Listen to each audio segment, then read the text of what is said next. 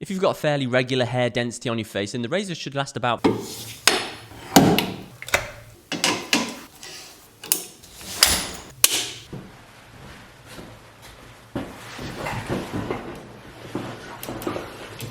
Hi guys, thanks for clicking on the video. My name is Elliot Forbes and this is episode 40 of Men's Grooming Weekly. If this is the first time you're watching any of my videos, this channel is dedicated to hair, beard and grooming tips for the modern man and ASMR style shaving and haircuts. On today's show, my hair icon is Damon Albarn. The products of the week is actually a double whammy this week, and we've got the Johnny's Chopshop Trigger Happy Texturizing Salt Spray, and also from Johnny's Chopshop again, the #1 matte paste. And I'll be answering how long a razor blade normally lasts when I'm shaving. That'll be in the final part of the show, so stick around for the end for that. But first off, we'll be starting with my favourite TikTok from the last week or so.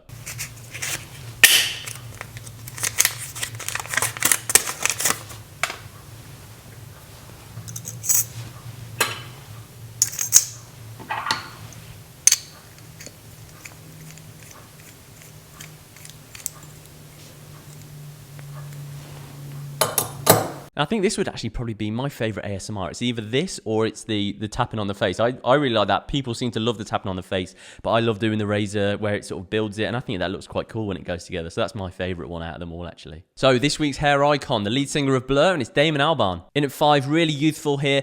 I love the fullness and the density of this. The weight is all round the bottom. The length from the top almost all comes down to the bottom, so it's almost like a one length. It's very bell-shaped, so it comes just below those eyebrows, falls down very nicely just by the ears. Normally on a men's haircut like this, it would be textured and broken up around the bottom, but they've cut it very blunt around this. This is a bit different, not something that everyone's going to wear day to day, but if you're in a band and you're sort of in the music scene, then definitely something you can pull off. In at 4, love this look. It's almost got like a Sid Vicious feel to it. I love the texture. It's really short in through the top, actually. There's not too much difference between the top and the sides, but then a little bit longer in through that front, just where it comes into the point of the front. The silhouette is lovely. It's got the flat shape in through the sides, and then all the weight removed in just through the corners. Really easy to style, and a great look on him. In at 3, as he's got a little bit older, I haven't really liked his hair, but I think this looks really good on him. It's been styled really nicely. The product's not too heavy, but it's heavy enough that it still gives the texture and that allows that to come out. Not crazy short through the sides. It is still very soft and soft around the edges, but enough length at the front where it just covers where it's receding and going a little bit softer. And with the stubble, I think it's a real cool, rugged look. In at 2, I think he looks really cool here. It's a very rough center part in. It just flows. There's lots of texture. There's probably not really any products in there. I'd imagine this is probably a day or 2 old after washing it. So it's got the natural oils built up. So there's a little bit of weight behind it in that way. It's an interesting cut. I think he must have good hair because it looks like it's clean around the ears, but then it looks like there is length here. Normally on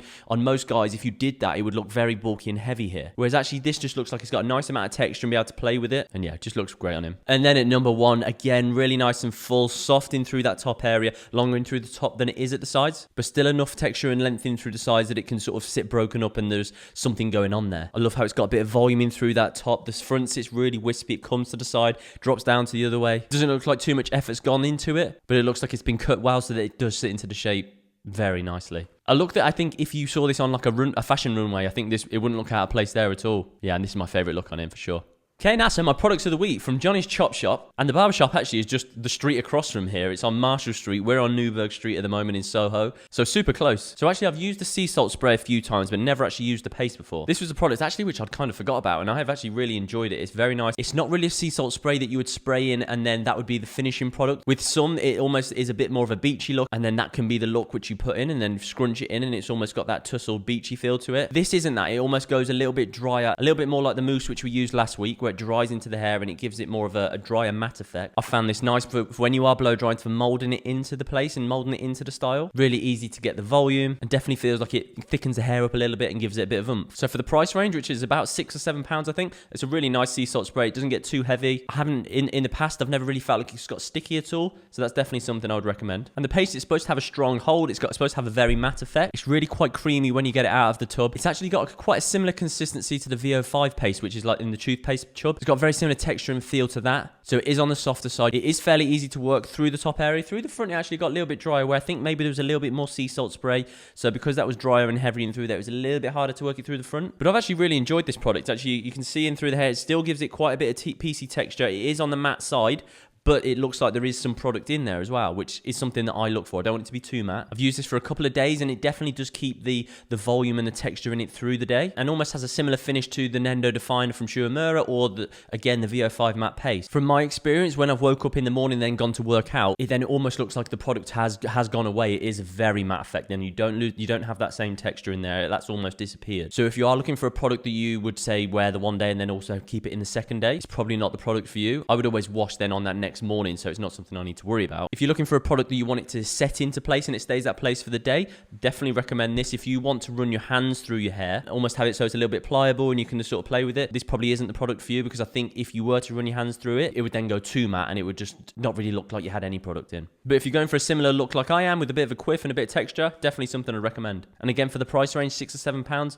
really good value for money. And today's question is, how long does a razor blade last when you're shaving? Now, if you're familiar with any of the videos, the ASMR style shaving videos that I do, I actually tend to put a brand new blade in every single time that I shave. One, because it sort of sounds good on the camera, but for myself, I like to use a fresh blade every time because I know that it's going to be sharp, which then means I know there's less chance of the blade dragging on the face. If the blade is sharp, then there's a good chance it's just going to be nice and smooth. It's going to glide across the face nice and easy. And because the blades are fairly inexpensive, I don't mind using a fresh one each time. It's almost just, for me, that's part of the ritual, going through it and doing it and putting that blade in, loading it in, and then going in with a fresh, crisp shave. But actually, it's not necessary. Really, the blades can go for 4 or 5 shaves. I probably wouldn't go any more than 5 shaves, because I feel like then there's a good chance that it would be sort of getting on the blunt side. But also then it changes and you have to weigh up sort of the density of your face and the density of the hair of your face. For the density that I've got, probably 5 shaves would be a decent amount. Say if you're a man who's got quite dense growth, then you might get 2 shaves out of it. There's a client of mine who he said he's been shaving with it for the 6 months and has never changed the blade. He has got very soft hair and doesn't really have too much density at all, so it's been able to last nicely for him. So it is personal preference. I definitely wouldn't recommend going sort of 6 months without changing the blade, because also you're likely to get rust on it and things like that. So in behind here, these are like museums and like historic pieces of shaving,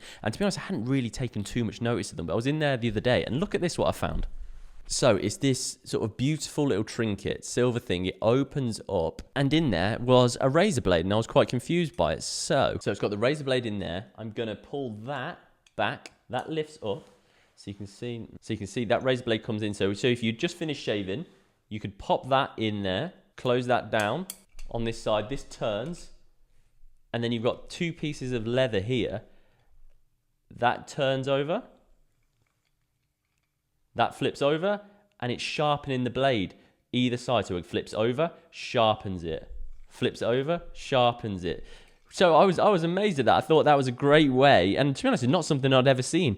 Yeah, so I guess back in the olden days, they wouldn't have had access to as many, so it wouldn't be as easy to get blades as it is now. I thought that was a nice little tool, actually. I was amazed at it when I got it out of there. And actually, there's a few more gems over in this museum, so I'm going to be going and showing you a few of those different things over the next couple of weeks as well, actually. I want to say thank you so much for all of you that are watching. I really appreciate each and every single one of you that are watching. If you have any other suggestions for how to improve this show, or anything you think could be better or could be done differently, drop a comment down below, and I'd love to hear your feedback. Thanks so much for watching today, guys. Have a brilliant rest of your day. Much love, Elliot.